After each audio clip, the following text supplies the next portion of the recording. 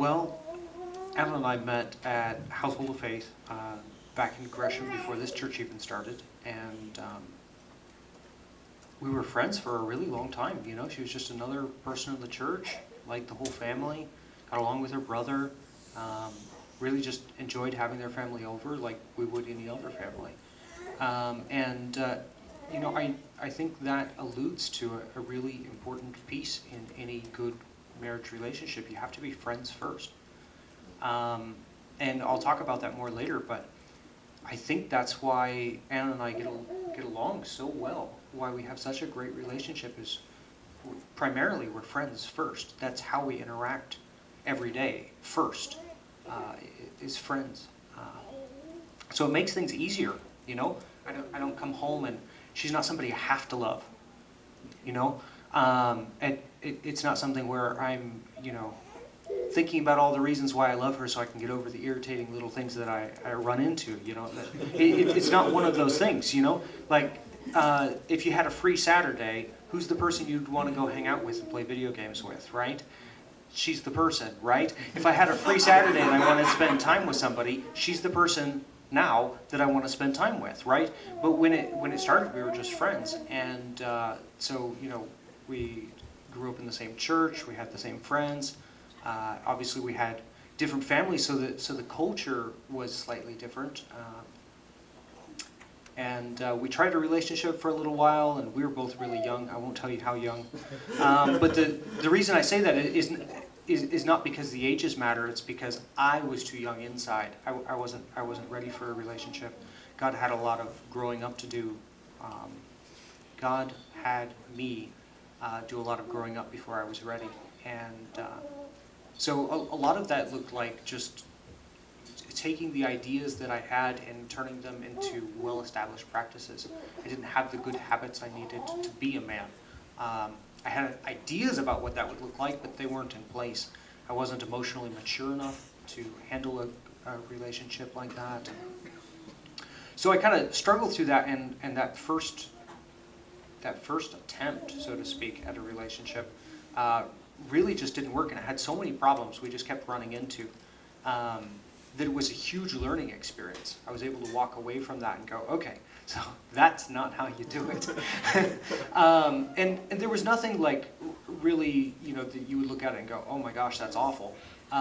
Nothing like that. It was just, you know, neither of us were ready, and so I can speak for me personally. I felt emotionally stunted. I wasn't sure how to process the emotions of love or disappointment or interacting with a spouse and working out conflict resolution. I wasn't ready for any of those things. I wasn't established as a man yet. And so it was difficult to do anything. And so it was one of those right person, wrong time, because I had felt like she was the right person for me, and I had asked God to make my decision of picking a spouse really easy.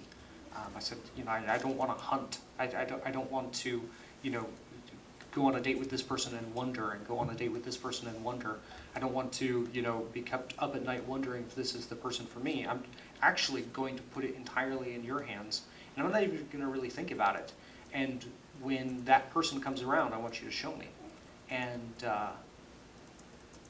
you know, it was both a trial and a grace that he showed me that it was Anna, as young as I was, because A, it helped me focus, and two, you know, it showed me how much growing up I needed to do to be able to get to the place where I could marry her. And so that was huge. Obviously, I started the relationship too young, but that wasn't Anna's fault. That wasn't God's fault for showing me. And so, you know, we've heard from some of the other panelists tonight that they believe that God has a specific person for you, and I don't have that answer. I don't know if that's the way God set it up.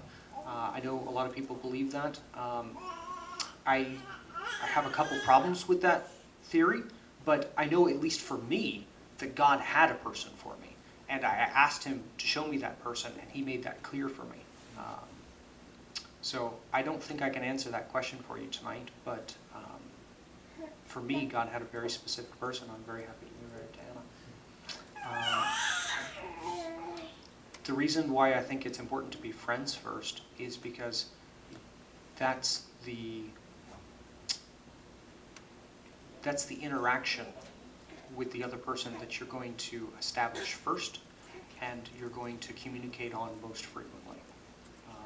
Throughout our day, we interact as friends, and only for 90 minutes a day, as a married couple, so to speak, talking about our kids or our relationship or about this or that. A lot of it's just business and interacting in life, as you might with a friend or a coworker or somebody like that, And that's not to take the romance out of it. That's how romance is built, right? So I don't want you to get the idea from all of the wonderful things these panelists have said that a courtship is all about rules.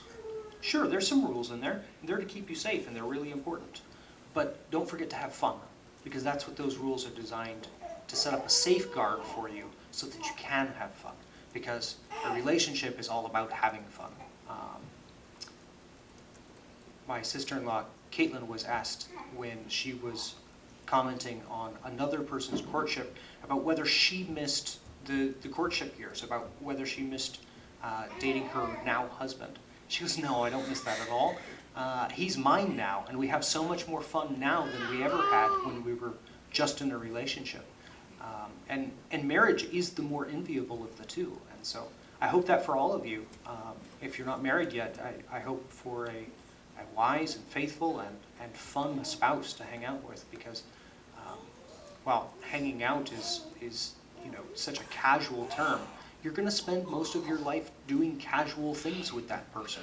So it's not a bad element to grade somebody on, so to speak. Obviously, you're going to do serious things. Obviously, life is going to be painful. Obviously, you're going to need to deal with that person on a very serious level. So I don't want to disregard that in any way. Life is painful. You're going to grow old, and all the people you know and love are going to die, right? And that's a sad and serious truth, right? And you're going to want to do that with somebody, right? You're going to want to be able to come home broken and talk to somebody. And you wouldn't want to do that with somebody who pokes you where they know you're vulnerable, right? You want to do that with a friend. That's why I married him. Well, one of the many reasons anyway. Yeah, we met really young, Gresham, like you said. He is a bit younger than me, so I never considered him marriage material. Until he graduated. And then I realized he wasn't so young after all.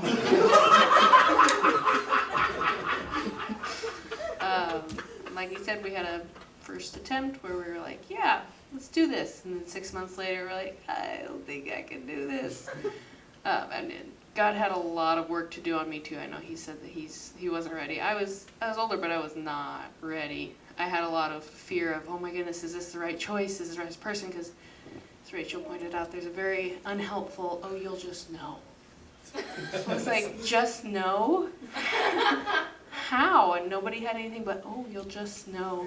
I was like, okay, well, I don't just know, and so therefore I shouldn't make a decision. So it was a lot of fear there, and it took the next 2.5, 3 years, right? For God to work through that 3 years, that fear in me, and get me to the point where I was, instead of clinging to this, oh, is it him, is it not, is it him, is it not, am I making the right decision, or not, to just go, I'm going to move forward, Lord, and I'd like you to bludgeon me off this path if I am in the wrong. Rather than walking every step timidly, just walk boldly forward, and God will either bless your decision and give you that peace, as Rachel referred to, which is what I inevitably ended up with. I was like, oh, wow, so this is what it's like to just know. I don't just know because of some magical mushroom that I ate, but God led me to a point where he said, where I was able to go, Lord, this is of you. And that had an incredible amount of peace. I came back from a college program. I'd gone to staff, and I came back going, it's all right, he can marry anybody, I'm fine. I've let go of that relationship. And he walked into church, and I just knew in that second when I saw him, I can't honestly tell him I'll be happy seeing him with anybody else. I'm such a liar. And praise God, he felt the same. And then when we started again, it was a much healthier point because God had done. Gentlemen, so while she was gone, I decided to change some of my lifestyle, and this was really important. I bought new clothes. I started working out. I started eating better. It works. The hat was new. It was very nice. The hat did it all. I think if you're at odds with God, if you're out of fellowship with God, in some idol you're holding, in my case it was a lot of fear, this idea that I should serve the God of fear rather than the God of life and joy and goodness, it's going to be very hard to make a relationship work, because if God is not that center at which you're both striving for, you're going in different directions. Like Rachel said, there's a lot of stuff that'll come at you, but if you're both pulling in the same direction after the same God, that's going to keep you from being pulled apart, because your center is so omnipotently strong and sovereign that nothing is going to take you away from that. So being right with God will put you in a much healthier relationship, but that's not to say that you'll never struggle with anything that God has willed for you in your life, or whatever sanctification he's putting you through. But once we were both in that healthier spot with God, it was easier to see clearly that, at least for me, that he was the man that I could follow, because that was very important to me. He needed to be a man that I could trust, not just to not, spend wildly whatever finances came in, or to help me raise the children, but a big man that I could follow, that would be able to lead and take comments on whatever was going on, my own input.